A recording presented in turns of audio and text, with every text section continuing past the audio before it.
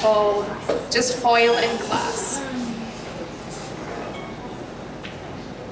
Writing about my truth is harder than you might think, because first of all, I had to find my own truth.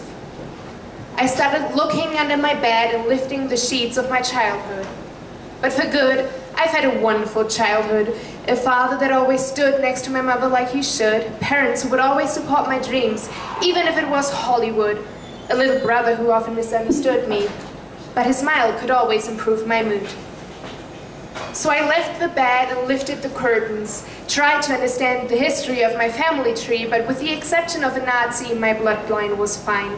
Germans till the very end, but we've never been a minority with great or awful history.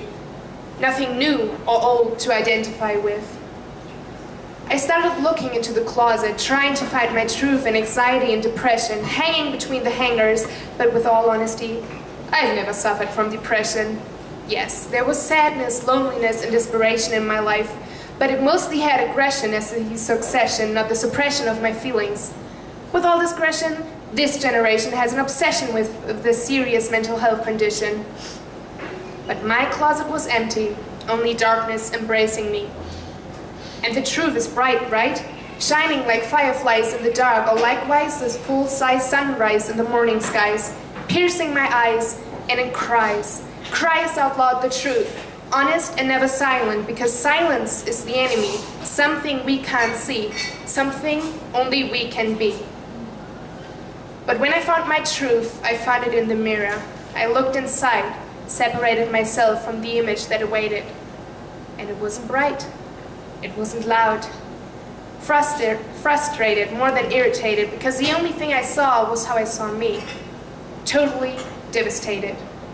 This person in the mirror was thrown into oceans of her own unknown emotions, waiting for the revival when she doesn't even like to read the Bible. Her feelings sewed and patched together that she can't move her limbs anymore. She, in the mirror, is nothing more than a whisper, nothing more than a little voice that says, "Who am I?" My self-imagery. And I'm embarrassed, saying I couldn't care less because I don't want to confess this is my truth. Because I'm only 16, a straight white girl still in high school, not a fool, but not that smart either. And what do you even want to hear from a teen? I want to say life is hard, but not that hard, and every time I say it as I feel bad for those whose life is. So I get mad at myself, even though I don't know why myself is. And that's my truth, I think. But I lie to myself because I don't want to ask why to myself. And then the truth I found of me cracks, shatters into 1,000 pieces, the frame on the ground, little glass fragments in the dirt. But it never looked more beautiful. That's my truth, unspoken and unheard, but roaring to be inspiring, a seed planted in the sky, waiting for the outcry. It started with a little gleam and an even smaller dream, but came to the extreme so I can be able to scream. My only choice is my voice, trying to prevent my truth from dying. I found it behind the mirror. It's not about who I am, but who I'm going to be.